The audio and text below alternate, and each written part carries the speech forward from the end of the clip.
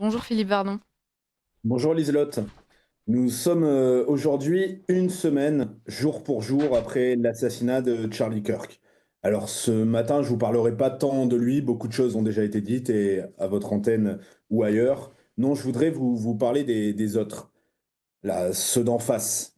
Car je crois que la mort tragique de Charlie Kirk est un nouvel épisode servant de grand révélateur de ce qu'est profondément la gauche et de sa différence, non pas seulement politique, mais philosophique et je dirais presque anthropologique avec la droite. Et ouais, franchement, quand on voit les réactions à la mort de Charlie Kirk, il y a un moment où on se dit que non seulement on ne pense pas pareil, mais qu'on n'est pas fait pareil. Ces réactions, Charles Lislott, cher lecteur, vous n'êtes sans doute pas passé à côté. On a vu énormément de vidéos circuler provenant des réseaux sociaux américains, de personnes fêtant, souvent de manière assez ridicule d'ailleurs, dans la forme, la mort de Charlie Kirk. Il faisait des blagues, se mettant en scène, hurlant. On a toutes les gammes et tous les degrés, mais certaines personnes n'hésitent même pas à se moquer des enfants désormais orphelins de Kirk. Alors on a vu aussi des interviews sur des campus avec des étudiants justifiant sèchement l'assassinat de l'influenceur conservateur. On a d'ailleurs vu ressortir un sondage récent de la Foundation for Individual Rights and Expression relevant que 34% des étudiants américains approuvaient l'utilisation de la violence pour stopper un débat sur un campus.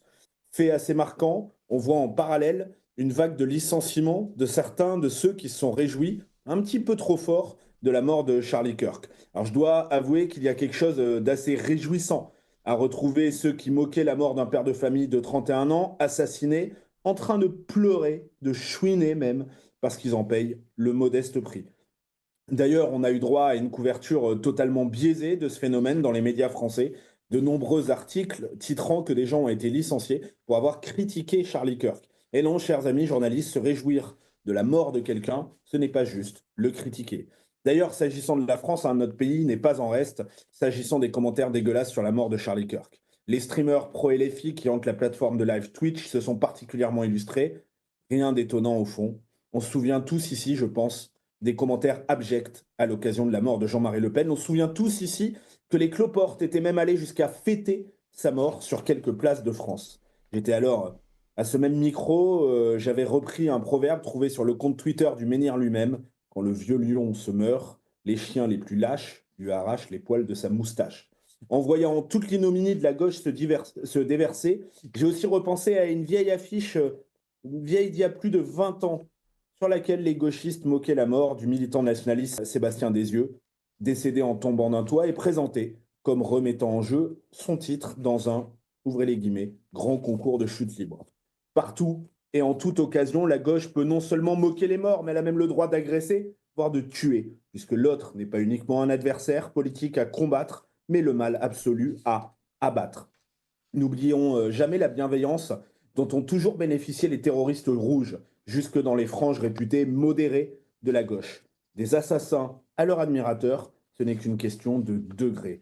J'en profite pour rappeler ici que la violence de droite a bien souvent originellement été une réponse à la violence de la gauche, dans cet ordre. Cela a notamment été vrai dans le syndicalisme étudiant, où on parlait dans les années 60-70 d'autodéfense étudiante, tout comme dans les années de plomb en Italie. La mort de Charlie Kirk a aussi inspiré. Nous avons vu ces derniers jours un regain de menaces contre les personnalités de droite. J'en ai eu mon lot, vous aussi sans doute. Alors c'est vrai, un certain nombre de menaces proviennent de profils au premier abord pas très inquiétants, du genre à être traumatisé parce qu'on n'utilise pas le pronom du jour. Mais en réalité, cela ne dit rien de leur dangerosité et du risque. Et d'ailleurs, il n'est pas inutile de rappeler qu'aux USA, des attentats ont été commis par les transgenres.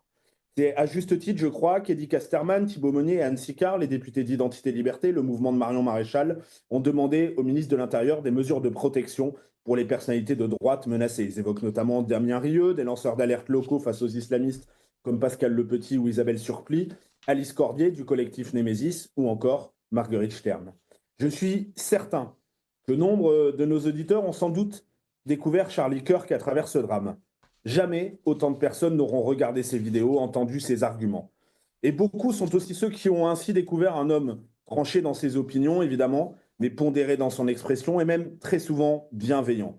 Ces derniers jours, j'ai surpris plusieurs fois mes deux fils, jeunes adolescents, regardant ces vidéos.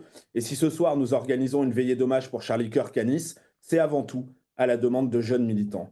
Tuer le messager n'empêchera pas le message de continuer à se diffuser. Charlie Kirk mort, son œuvre est immortelle. et c'est bien pour ses adversaires, qui sont aussi les nôtres, qu'il est déjà trop tard.